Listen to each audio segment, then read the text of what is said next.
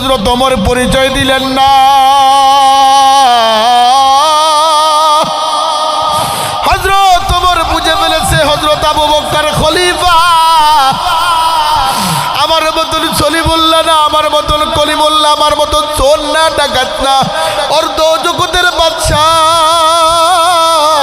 হযরত আবু বকর খলিফা হইয়া একজন কুষ্ঠ রোগের কাছে খাবার পৌঁছায়, আর আমাদের নেতাগুলি গরিবের মাল লুট করে খায়। কতক্ষণ ঠিক কিনা?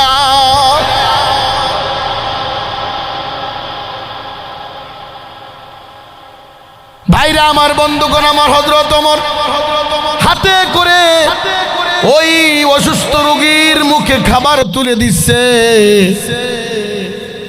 হযরত ওমর যখন মুখে খাবার দেয়, ওই কুষ্ঠ রোগী ডাক দিয়ে বলে, এই তুই কে, এই তুই কে, এইভাবে করছে, তুই কে?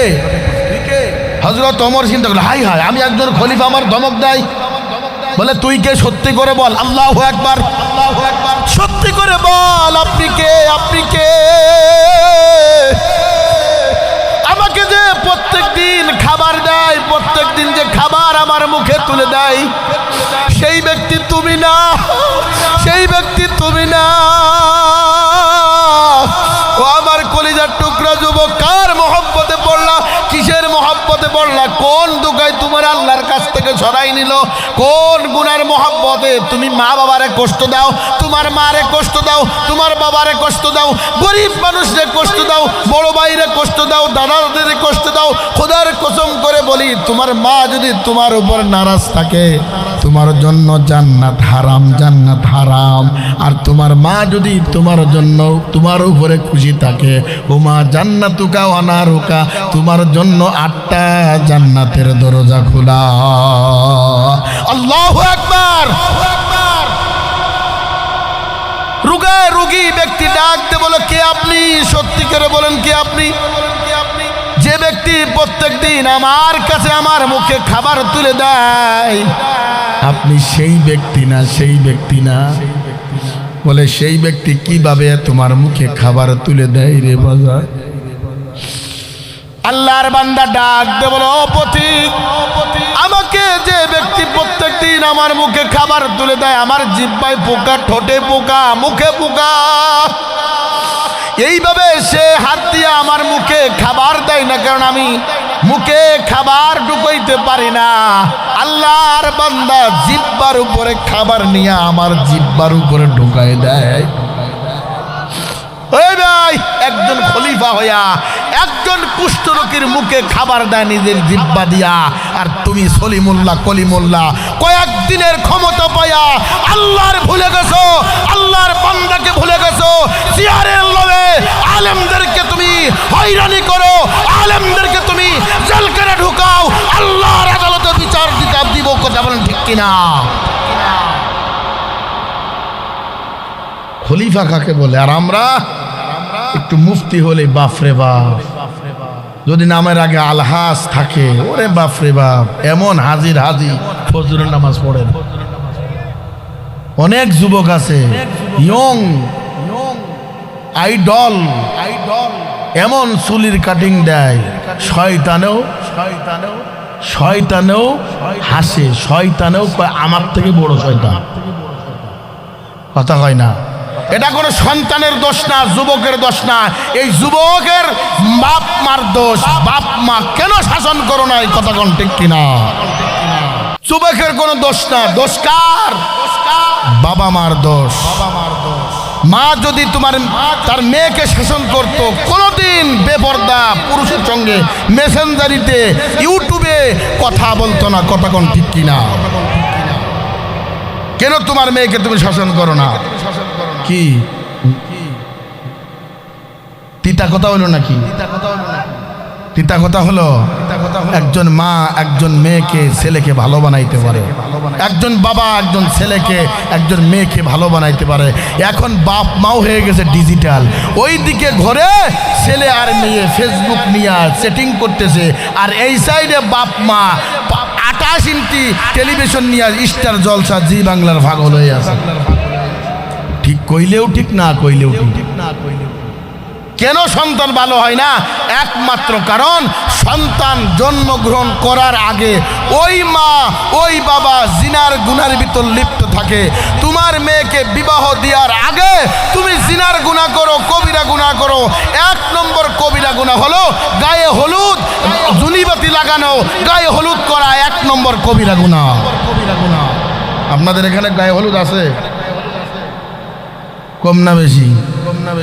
গায়ে হলুদ না হলে তো বিয়ে হয় না। এখন যদি হুজুর প্রশ্ন করে, মসজিদের ইমাম যদি প্রশ্ন করে, চাচা বুড়ো হয়ে গেছেন, দাড়ি পেকে গেছে, গায়ে হলুদ না করলে ভালো হয় না?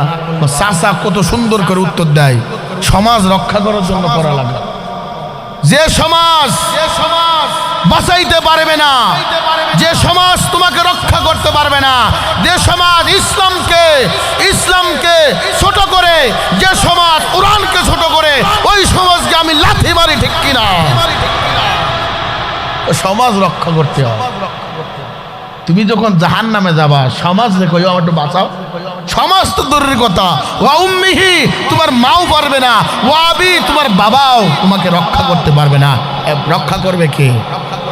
জোরে কোন রক্ষা করবে কে? আল্লাহু আকবার, জোরে কোন আল্লাহু আকবার। এইবার নাতিরে মুসলমানে করাবেন। নাতি আছে না? মুসলমানে করালে আলখাতা, গরু গোস্ত একটা গরু জবাই দিয়ে 8টা 10 ডাক পাকায়া এবং দুনিয়ার লোকের দাওয়াত দিয়া, যে মাথা মোটা মোটা ওইগুলার দাওয়াত দেয়, যেন সুদ খায়, ঘুষ খায়, চোর ডাকাত বদমাইশ, ওইগুলার দাওয়াত দেয়। গরিব মানুষের কয় সরে যা, কারণ গরিব মানুষ তো চাঁদা দিতে পারবে না, কথা কয় না। ওই মাথা মোটাকে দাওয়াত দেয়, যেটা সব থেকে বড় ডাকাত, এইগুলার দাওয়াত দেয়। এইবার খাওয়া দাওয়ার পরে টেবিলের উপরে পান চুন রাখে, আর একজন লিখিত কিরামুন কাতিবিন বইয়ে থাকে, লেখায় কয় কত? 3000। নাম কি? সলিমুল্লাহর বাবা কলিমুল্লাহ 3000 টাকা, আব্দুল রহিমের ভাই কলিমুল্লাহ 10,000 টাকা। সম্পূর্ণ হারাম,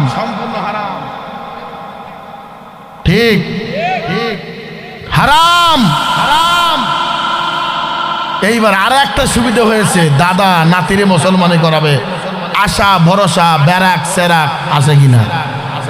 লোন নেওয়া হালাল না হারাম? সম্পূর্ণ হারাম। যারা ব্যারাক থেকে, আশা থেকে, এনজিও থেকে লোন নেয়, সম্পূর্ণ হারাম। এই লোনের টাকা দিয়া যত লোক খাবে তত লোক হারাম খাবে। যার গোস্ত তৈরি হবে এই গোস্ত জাহান্নামে জ্বলবে, কথা কোন ঠিক কিনা? দাদা 1 লাখ টাকার লোন নিচে আশা ভরসা থেকে, নিয়ে বিশাল বড় একটা আয়োজন করেছে, মুসলমানের আয়োজন। লোন নেছে কত? এইবার হালকাদা চান্দা মান্দা তুলে এবার লাভ হয়েছে 50,000, 1.5 লাখ টাকা উঠছে। লাভ কত? জোরে কোন লাভ কত? বিনা পুঁজির ব্যবসা, বিনা পুঁজির ব্যবসা। এইবার বিকেল বেলা খাওন দাওন শেষ, 4টের দিক দাঁতে খরা নিয়া বাজারে যায় দাদা, কত খুশি। লাভ কত? 50। কি খুশি দাদা। চার দোকানে বইয়ে ঠ্যাঙ্গের উপর ঠ্যাং দিয়ে কয়, এই বেটা চা দে। বাপরে বাপ, ডাকাতের করে ডাকাত, পরের টাকা লুটে খাস, চা দে। এই দোকানে যা সবার চা দে। ওরে দানবীর মানে পড়ে দাঁড়াইছে। আর একজন কয়, দাদা খুশি কে?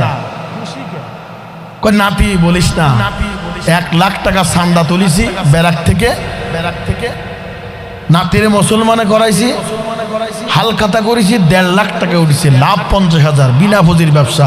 এই পুঁজি এত লাভ, এত লাভবান, মনে চাচ্ছে আমি আর একবার কাটান দিই।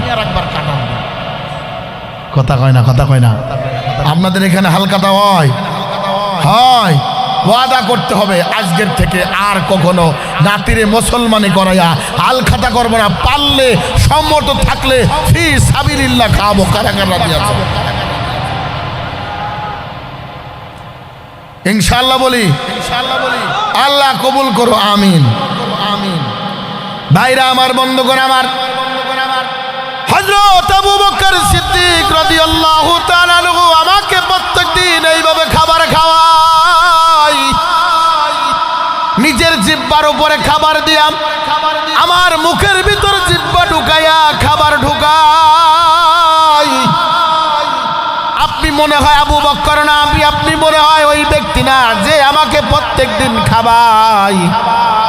হযরত ওমর বলল, তুমি কি তারে দেখছো? বলেন না। তুমি কি তার নামটা শুনছো? বলেন না। হযরত ওমর বলে, তারপরে কি? বলে, আমার মনে মনে একটা ইরাদা করেছি, ওয়াদাবদ্ধ হয়েছি, যে যুবকটা আমাকে প্রত্যেকদিন খাবার খাওয়ায় তার জিহ্বার উপর দিয়ে আমার জিহ্বার উপরে দেয়, মনে মনে নিয়ত করেছি আমি ওই ব্যক্তির কাছে কালিমা পড়ে মুসলমান হয়ে যাব। হযরত ওমরের চোখের পানি আর রাখতে পারল না রে বাজান। হযরত ওমর জড়াই ধরে বললেন, ও পথিক, তার নামটা ছিল আবু বকর, তার নামটা ছিল আবু বকর, তিনি ছিলেন অর্ধ জগতের বাদশা। এই কথা বলার সঙ্গে সঙ্গে ওই কুষ্ঠরোগী লাফ দিয়ে উঠছে, উঠে বলে, হাই হাই, একজন খলিফা হইয়া আমার কাছে এসে খাবার খাওয়াই যাইতো, আমি তার কদর বুঝি না, একজন খলিফা আমার মুখে খাবার দিত। হযরত ওমরকে বলছে, আমাকে তার কাছে নিয়ে দাও ক্ষমা চাওয়ার জন্য।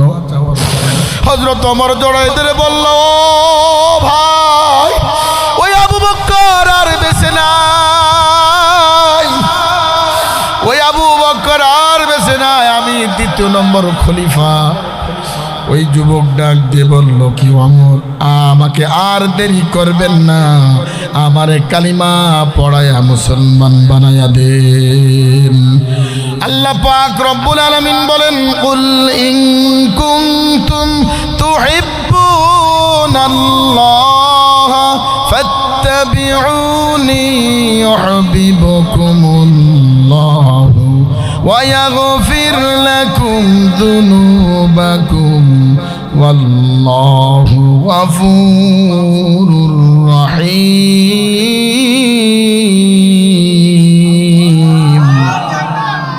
কুল, হে নবী, আপনার উম্মতকে জানাই দিন, যে ব্যক্তি আমাকে ভালোবাসবে যেন আপনাকে অনুসরণ করে।